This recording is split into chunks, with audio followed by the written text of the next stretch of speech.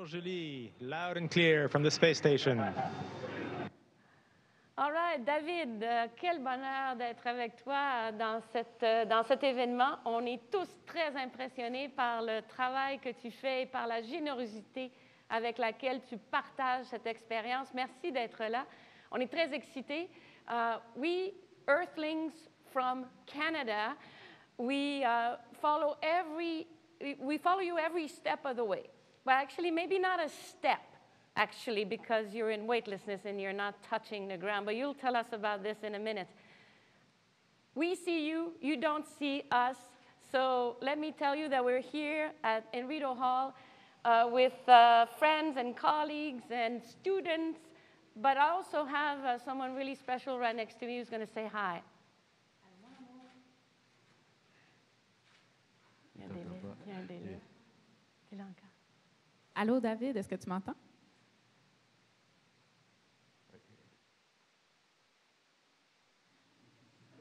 Il y a un délai. Bonjour, bonjour, comment ça va mon amour? Et puis, une autre personne très spéciale qui aimerait te dire bonjour, David. Voici le Premier ministre du Canada. Allô David, c'est un plaisir de te voir en espace. On a eu une belle conversation juste avant de décoller. Je suis content que tu sois là pour bien nous représenter avec ce drapeau canadien et avec tout ton travail extraordinaire. As you know, science is extraordinarily important to Canadians. It's important to this government. And our capacity to continue to be world-class in our contributions to science and to space is really important to me, to you, and I think to all Canadians. And I'm just so glad to be able to celebrate with you what you're doing, and mostly be able to turn it over to some young people who have some really important questions for you, because we know that how we engage next generation and getting excited about space is key to building a stronger and better Canada. So I'm going to turn it over right now to Finn, who has a question for you. You went through a lot of training and preparation to be ready for this mission, yet sometimes simulations cannot prepare you for every situation. Merci, Monsieur le Premier ministre. Was there an event that happened that you were surprised about, and how did you handle it? Il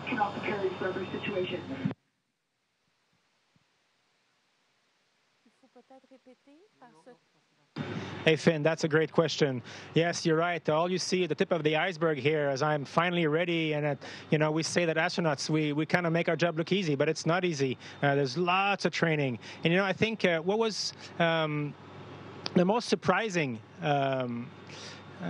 coming here, of course, is that everything is a bit familiar because of all the training, but it's strange that you're floating and everything is floating around you. You have to learn to live again, basically, and how to handle things. But what's most unbelievable, of course, is the view out of the window. Every time I open those window shutters and look at the Earth below me, I'm just, gobsmacked. It's an incredible point of view, and it's such beauty. It makes you want to come back to Earth and make it better. Bonjour, je m'appelle Sarah. Pourriez-vous décrire le sentiment d'être en microgravité?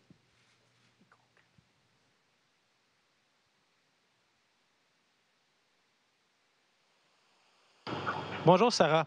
Bien, en fait, c'est un petit peu comme être dans une piscine peut-être. Tu vois, je peux me laisser flotter comme ça. Et voilà, je touche à rien. Pendant quelques semaines, on a un peu une drôle de sensation que notre estomac flotte à l'intérieur, un peu comme quand si tu sautes d'un très haut plongeon pendant que tu tombes, ce sentiment-là que tout remonte. Après, ça fait un peu une congestion parce que le sang remonte à la tête. Donc, il y a quelques sentiments étranges comme ça, mais c'est surtout le fait qu'on peut se déplacer en volant. C'est ça qui est vraiment incroyable. Hello, I'm Serena. How do you use creativity or artistic skills in space?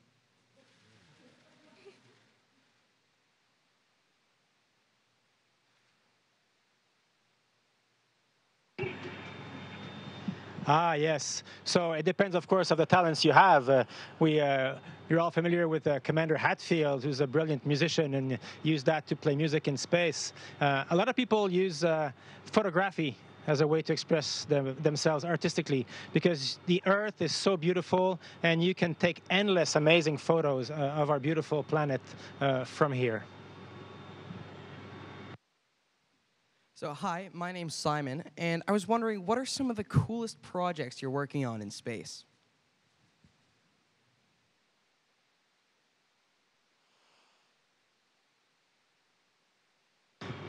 Great question, Simon. Thanks. So, as you know, the space station is a laboratory. So, we're here to do scientific research on behalf of scientists in many, many countries around the world. One of the things that I like most myself, particularly anything that has to do with medicine, and in particular with healthcare, because before being an astronaut, I was a family doctor in a small Arctic village in the north of the country, and the problem of giving good health care to remote communities is the same problem as giving good health care to astronauts. So any project that helps health care of astronauts will help health care of people living in rural and faraway places in our country. So, for example, there is a cool project sponsored by the Canadian Space Agency called biomonitoring, where it would be like a smart shirt that can take all your vital signs, so you can be constantly monitoring your health without having tubes or cables connected to you. And I think that has great future for health monitoring in remote communities, or perhaps people on expeditions, or our deployed troops, or people who have hard time leaving their home even if they live in a big city. This is the future of healthcare, I think, that we're developing up here. Bonjour, je m'appelle Emilia et je voulais vous demander, est-ce que c'est possible de voir la pollution de l'espace comme, par exemple, les plastiques dans les océans?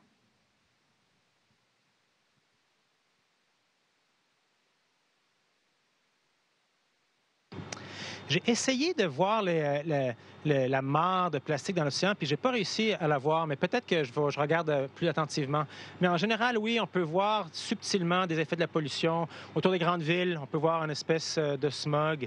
Et puis évidemment, on peut prendre des photographies, par exemple, des glaciers ou des icebergs ou des zones polaires, et comparer avec des vieilles photographies et voir que la fonte des glaces se propage. On peut voir l'effet de la déforestation, un autre effet de la main de l'homme. Donc, il y a des effets subtils qu'on peut voir sur notre belle planète. Bonjour, je m'appelle Simon et ma question est, quelle sorte d'expérience ou recherche faites-vous dans l'espace?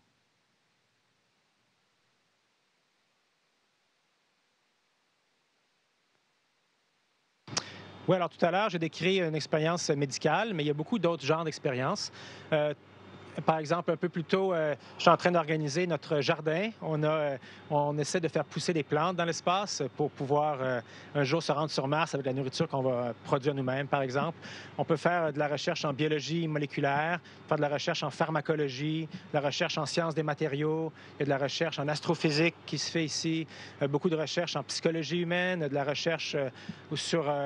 aussi de la recherche plus technologique sur comment arriver à survivre dans l'espace, comment améliorer nos systèmes de survie ici.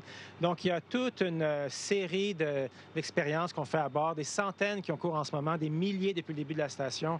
Et tout ça, ça a des retombées sur Terre. C'est ça qui est fantastique avec la recherche spatiale, c'est que ça finit toujours par nous servir à tout le monde. Hi, I'm Ivan. I wanted to know, what are some of the other non-science skills that you use to make your time on the space station successful?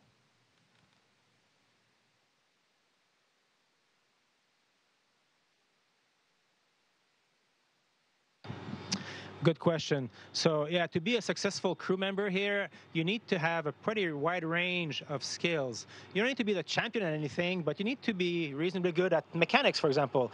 I was just before this conference repairing our oxygen sensor. I feel like I was a plumber suddenly, or a mechanic working under a car, lots of bolts and pipes to remove, staying clean. You have to be good at the robotics. I'm just standing in front of the Canadian Robotics Workstation, so you have to be able to control Canadarm.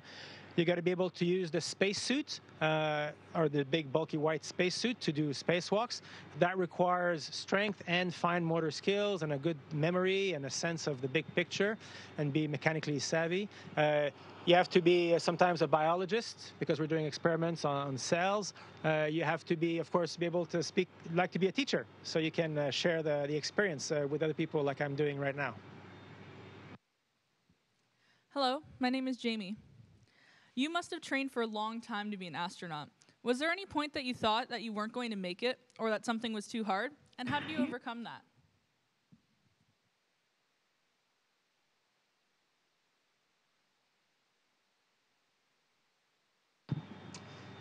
Well, I will not hide my true feelings about that. Every day I thought it was hard, and every day I thought I was near my limits. They ask a lot of us, of course, and they rightfully expect a lot of astronauts. But the trick is that we're not alone. We have friends, we have colleagues. It's huge teamwork. Collectively, the astronauts together, we want everybody to succeed, so we constantly help each other. And by working together, with our instructors and our colleagues, we managed to reach these levels of skills that maybe individually you cannot reach, and that is a good lesson for everybody. You can go. I want to quote Madame Payette here. A nice quote I heard from her. You know, if you go alone, maybe you can go fast, but if you go as a group, you can go further. Hi, I'm Jonah, and my question is, if I want to work in the space field, but I don't want to go to space, what else can I do? Excellent.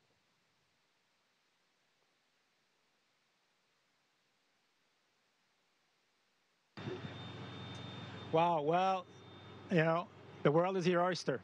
The space sector is a hugely interesting field. Astronauts, you see me in space, but that is a tiny part of my career. I spent 10 years working in Mission Control Center and in training before that as a support for other crew members.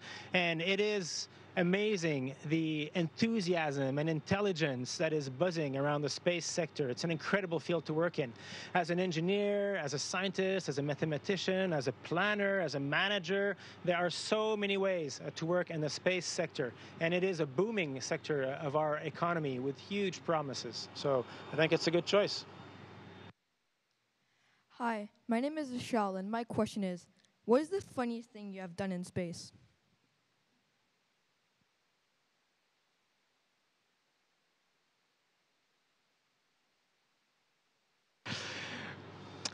Oh, well, so it was pretty funny during the beginning of the holiday season.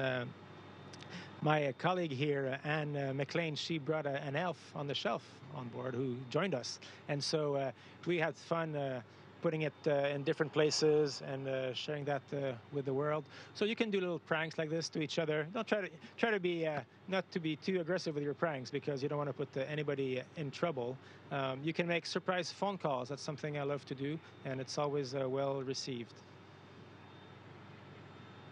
Hello, my name is Maria, and my question is, why is Canada's space program so important, and what are the benefits?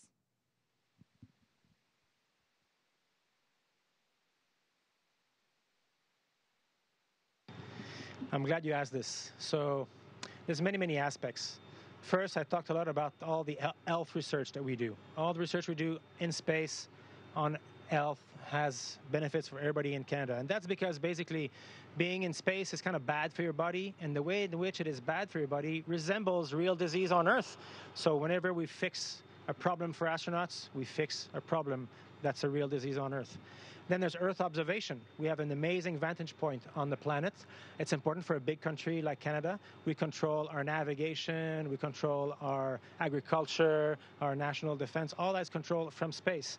And our environment, the way we're going to monitor our planet if we want to save it from our bad actions. So Earth observations is huge. And then it's just from an economic point of view, it's a huge booming sector. And what we call the new space economy is really something that a forward-looking, innovative country like Canada really wants to be involved in. That's the kind of Canada that I want my children to grow up in. Canada is a spacefaring nation at the front edge of research and technology. Then, of course, there's all the inspiration. I myself, as a child, I was really inspired by space and astronauts. And even though I didn't think it was possible to become an astronaut, it was really a source of great motivation for me, of dream. And we know Canada, our resources are important, but what is our biggest resource? Our biggest resource, of course, is the minds of our children. So if we can boost their motivation with space exploration, then we're all winning. Bonjour, mon nom est Alex, et pouvez-vous me dire comment achemine-t-on l'oxygène à la Station spatiale internationale?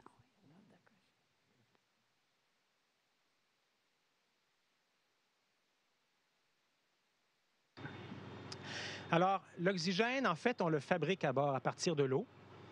On prend de l'eau et on le sépare en hydrogène et en oxygène. Et puis après ça, nous, on le respire, évidemment. On l'inspire et ce qui sort de nos poumons, c'est du gaz carbonique. Et là, on a une autre machine qui prend le gaz carbonique et le rebrise en morceaux, en fait du méthane et de l'oxygène et nous le redonne. Donc, on essaie comme ça de faire une boucle fermée. On n'arrive pas à tout recycler, mais c'est pas mal efficace. Évidemment, c'est pas comme la Terre. Hein, la Terre, comme tu le sais, c'est une boucle de recyclage parfaite. Tout ce que les animaux et les êtres humains produisent comme gaz carbonique en consommant de l'oxygène, les plantes et les planctons l'absorbent, et nous redonnent de l'oxygène et comme ça, on est dans une boucle fermée. Sur Terre, il n'y a jamais d'air nouveau qui arrive. Il n'y a pas de bouteilles d'air qui nous sont envoyées. Hein, c'est tout de l'air qui est recyclé. On essaie de faire la même chose à bord. Et un jour, si on veut se rendre sur Mars ou y habiter, il va falloir maîtriser cette technologie-là et réussir à faire ce que la Terre fait pour nous. Hi, my name's Hannah. What's something you've never been asked about space before that you wish you have? That's a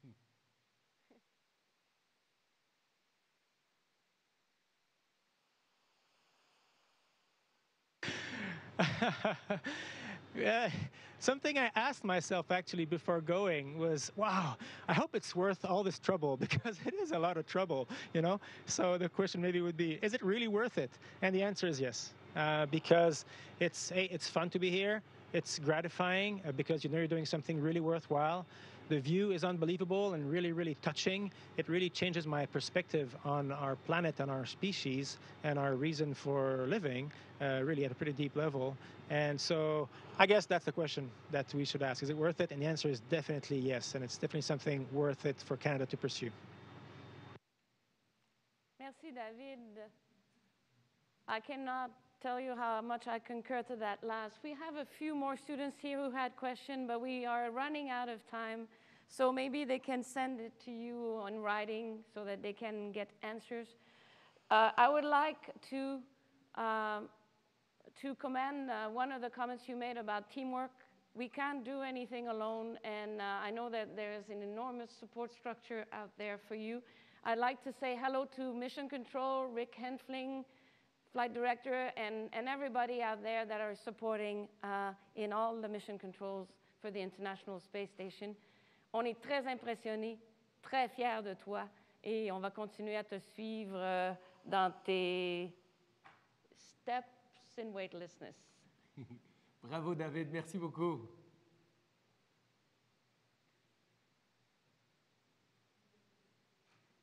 Allez, montre-nous quelques prouesses. Merci, Julie. Merci, Monsieur le Premier ministre. Merci tout le monde.